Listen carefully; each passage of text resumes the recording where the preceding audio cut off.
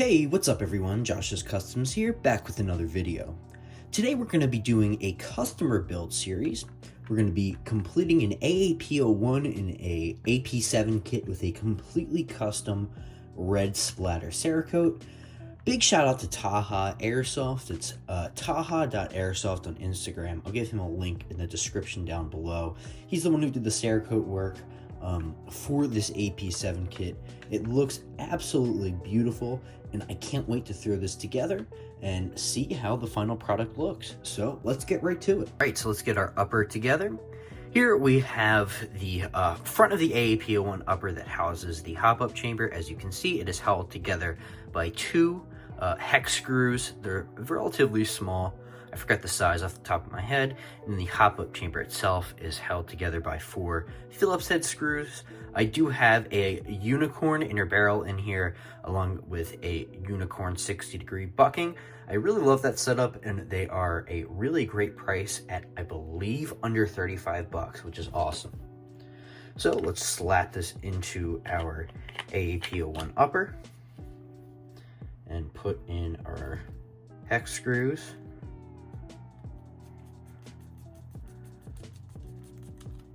There's one, and there's two.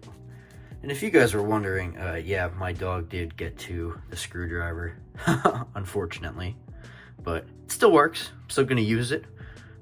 She definitely made it a little bit more unique now, I guess you could say. So with this upper, with the hop up attached to the upper, let's move on to the bolt assembly, which is very straightforward. But as you can see, the Cerakoting by Taha Airsoft looks absolutely amazing. Really excited to see how it looks when everything is all together. So without further ado, let's get the piston head on and put a little bit of Waldo Customs thin lubricant on there just to drop. I really love this Waldo Customs lubricant for everything blowback related, whether it's high caliber BBUs, Glock BBUs, or AAP01 bolts. This stuff is absolutely great. Doesn't leave behind too much residue and keeps your GBBs running for a long time. Isn't sponsored or anything, I just really like this product. So let's go ahead and get our nozzle here and insert that.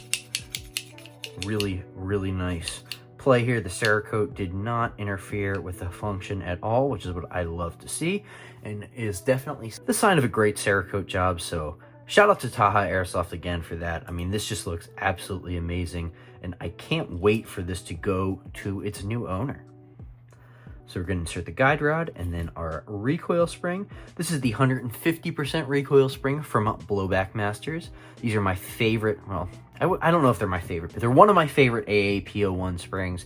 Absolutely love them, and I always pair the recoil spring with the 200% Blowback Masters nozzle spring. So sometimes, if you want, you can apply a little bit of Loctite to the bottom of these screws. I don't always recommend doing this because I have seen these plastic plates crack from the Loctite. If you're using a metal plate like the one from CTM or Cow, you don't really have to worry about that. But if you tighten the screws down far enough, you really shouldn't have to worry about Loctiting these too much. I'm not going to apply Loctite to these because I know I can get them far down enough. But, you know, if you have a metal one and you don't have to worry about this plastic cracking, definitely apply a little bit of Loctite to them. Action Army's nice, and they do actually apply some Loctite to the screws from the factory, which I love. So we'll push this down. And obviously you want to tighten these Phillips head screws down pretty tight. You don't want to strip them, but you know, you don't want this plate flying out mid-game, which I've definitely seen before if these aren't tightened down far enough, especially if you're not putting on any extra Loctite. Okay, I think I have these as far as they can go without stripping them. Yep. So let's check the nozzle functionality. And that is absolutely perfect. Super snappy from that Blowback Masters 200% spring. We'll then take the selector plate here and switch. put that inside, and we will put the little Phillips head screw right here and tighten it down.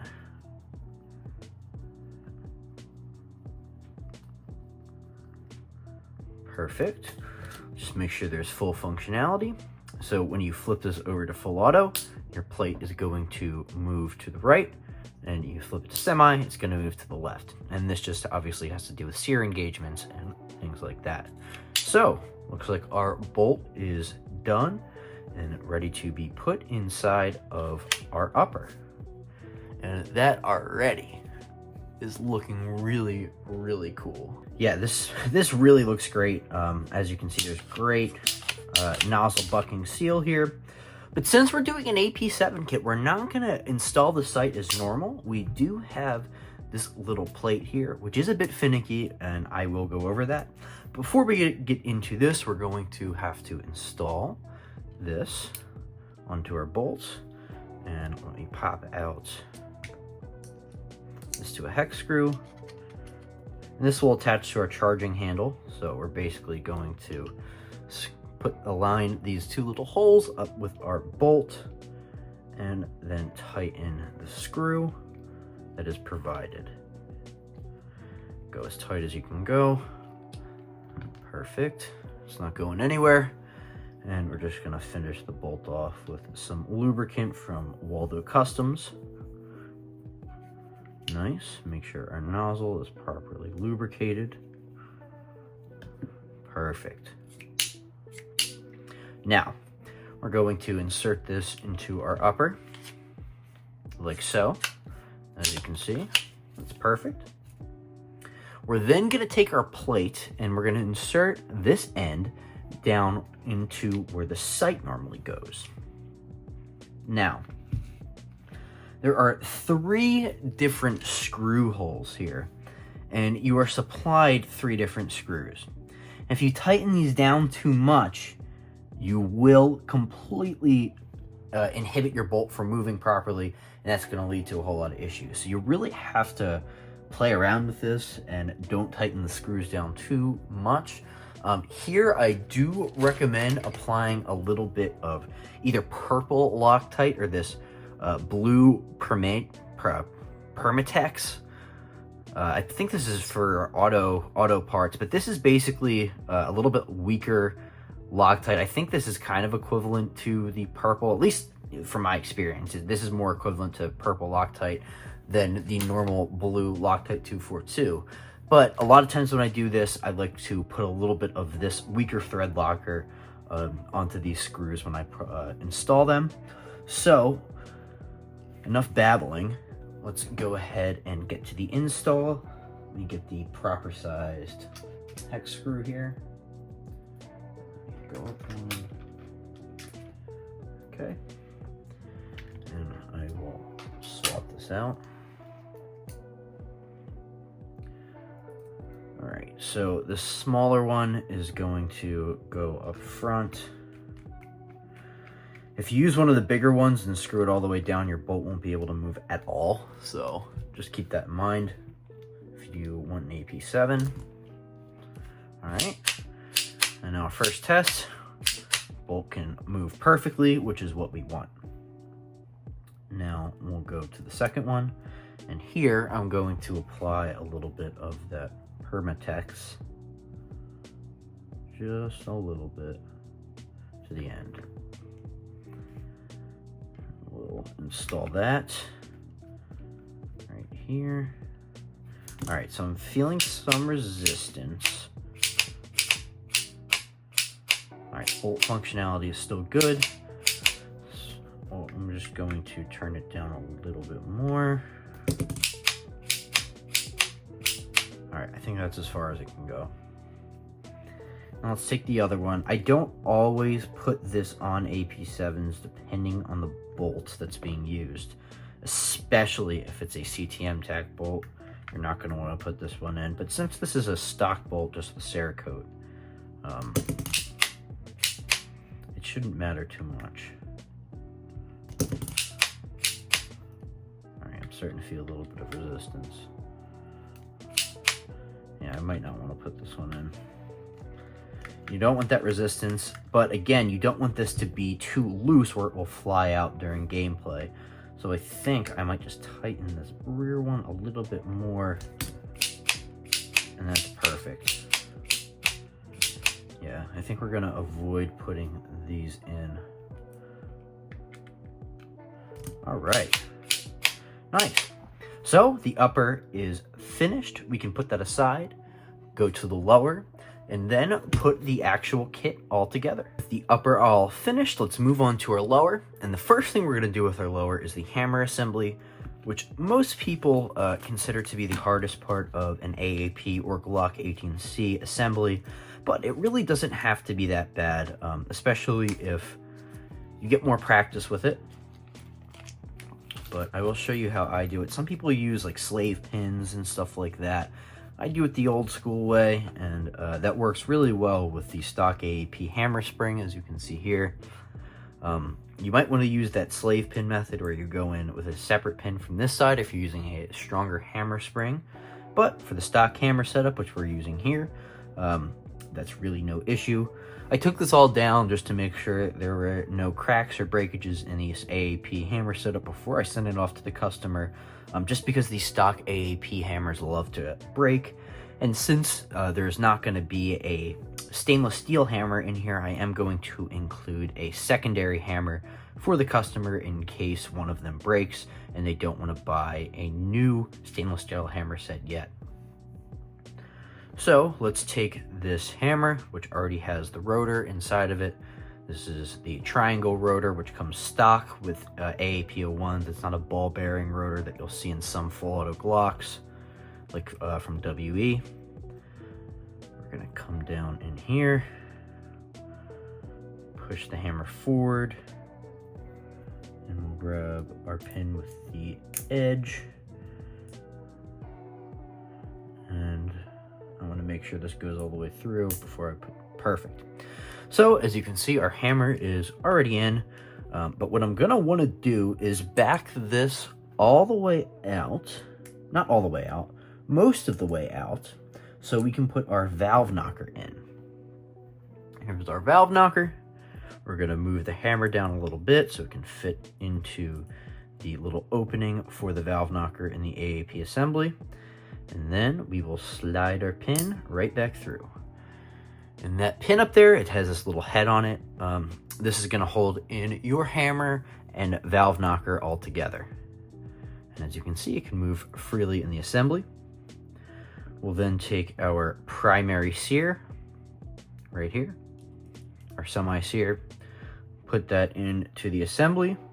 We are then gonna rest our spring, our sear spring on it, take our lower pin, and we'll put it all together. Boom, we'll hook this into the valve knocker, make sure it works. So if you push the primary sear back, the hammer should disengage and the valve knocker should come forward. And then when you push the hammer down, that should lock. Perfect. Final step is going to be installing the full auto sear. So what we're gonna do, put in the sear spring, flat end is going to go into the full auto sear, and the bent end is going to be bent down into the chassis and followed, shot my pin out, followed by the pin, just like so. And now, to make sure everything functions, we should hear one click, which is our primary sear first, boom, and you should be able to disengage that. And if we go down further, our full auto sear would engage. And obviously if your full auto sear is engaged, you cannot disengage your hammer. With the primary sear, you have to first press the full auto sear and then disengage the primary sear. So everything looks great and it is all working. We'll put a few drops of Waldo Customs thin lubricant on this hammer.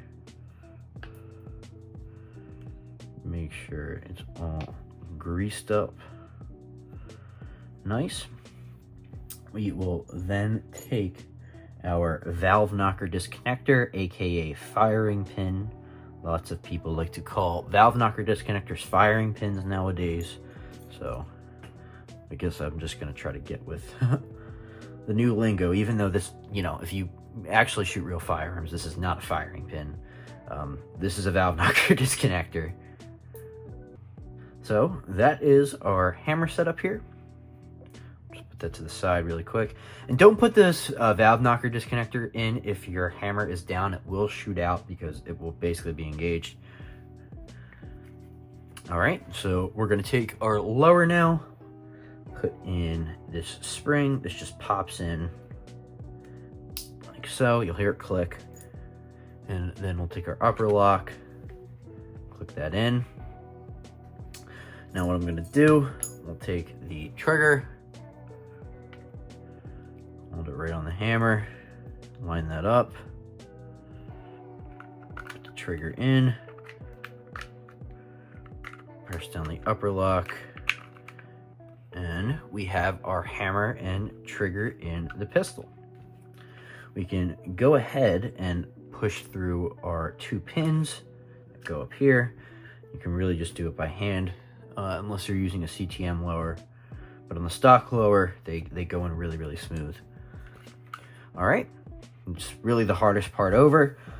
Now what we can go ahead and do, take this pin, or excuse me, spring for your bolt release. Thing I really hate, just to go on a little bit of a tangent right here about AAPs, is Glocks. A lot of airsoft Glocks, especially Tokyo Maruis, and I think the old Stark Arms ones had them, and maybe the new Elite Force / VFCs. Actually, the Elite Force VFCs really aren't even new anymore. But they have a little hook that basically will hook onto this post that basically prevents this from falling over. AAPs don't have that, which makes it a lot more finicky, but you know, once you're practiced at it, it's not that bad. I like to just hold it in with my finger and slide that on here. We'll then take our little chassis, front chassis, and slide that on slightly. We don't want to put this down all the way yet. We don't want to put this all the way down yet because we are going to take our trigger spring, hook it onto the trigger bar, and then the spring's a little stiff because it's new. Hook that onto the chassis, and then we can fully let the chassis down. Once you've pushed down your chassis, I recommend installing one of these hex screws just to hold everything down. Change out my bit here. So we will put one of the little hex screws in here, hold everything down.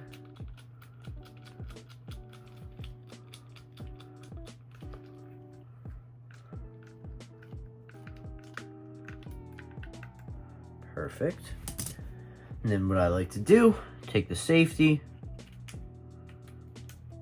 push the safety in, red side goes to the left, and obviously up goes up. Now we'll take our final pin, and this should just slide right through the trigger and the bolt release. And we'll take the 2 other screws and screw them into both sides, like so. We can just take our upper, throw it on the lower,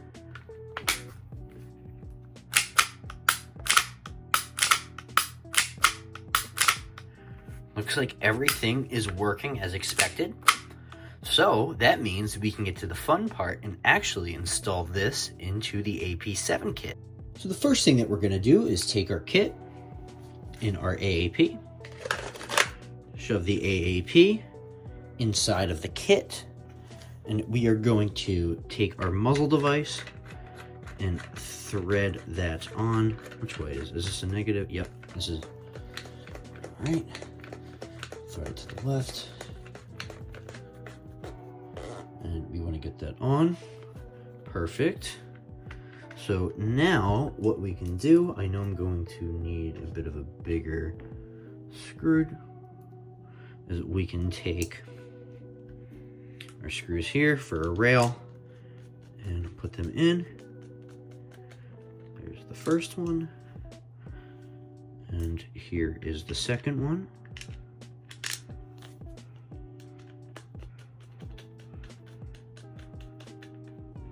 Nice.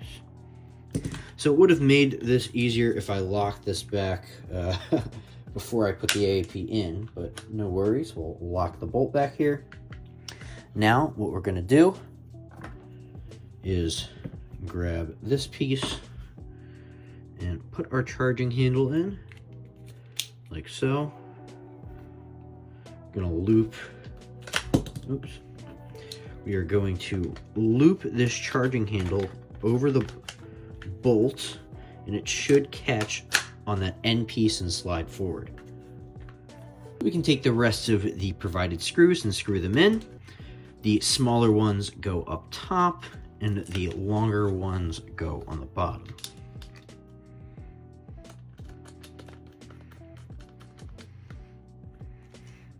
Put that in. Grab one of these.